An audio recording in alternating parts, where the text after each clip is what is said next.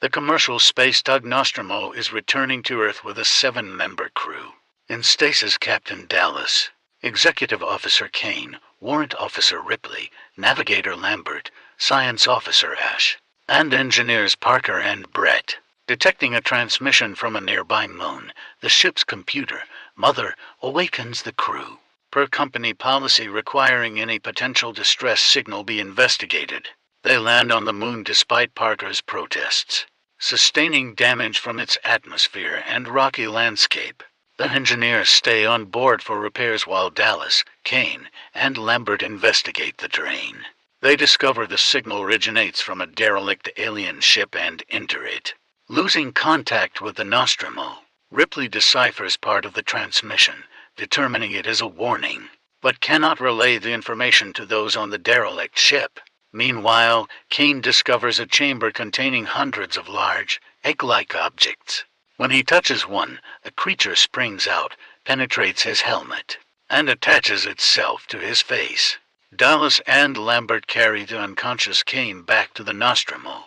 As the acting senior officer, Ripley refuses to let them aboard, citing quarantine regulations. But Ash overrides her decision and lets them inside.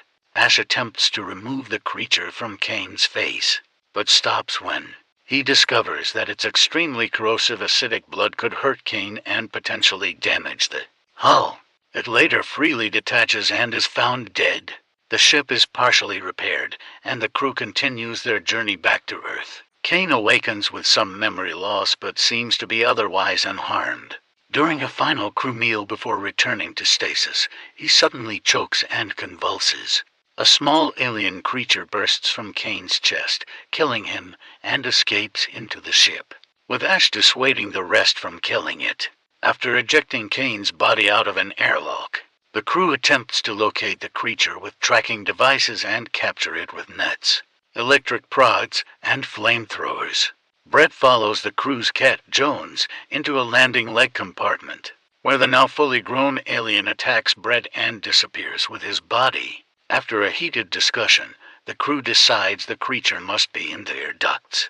Dallas enters the ducts, intending to force the monster into an airlock, but it ambushes and seemingly kills him. Lambert, realizing that the alien intends to kill the crew one by one, implores the others to abandon ship and escape in its small shuttle, but Ripley, now in command, explains it will not support for people and insists on continuing Dallas' plan of flushing out the alien. Accessing Mother, Ripley discovers the company has secretly ordered Ash to return with the alien and to consider the crew as expendable. She confronts Ash, who tries to choke her to death. Parker intervenes and clubs Ash, knocking his head loose and revealing him as an android. Ripley and Lambert reactivate Ash's head, and they learn that he was assigned to ensure the creature's survival. He expresses admiration for the creature's psychology, and hindered by conscience or morality, and taunts them about their chances of survival. Ripley cuts off his power and Parker incinerates him. The remaining crew decides to self-destruct the Nostromo and escape in the shuttle. However, Parker and Lambert are ambushed and killed by the creature while gathering life support supplies. Ripley initiates the self-destruct sequence but finds the alien blocking her path to the shuttle. She retreats and attempts unsuccessfully to abort the self-destruct.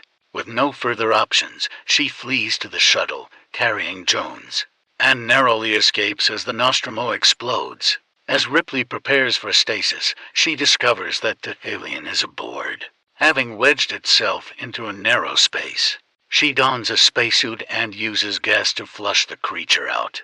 It approaches Ripley, but before it can attack, she opens an airlock door, almost blasting it into space. However, it hangs on by gripping the frame. Ripley shoots it with a grappling hook, but the gun catches as the airlock door closes, tethering the alien to the shuttle.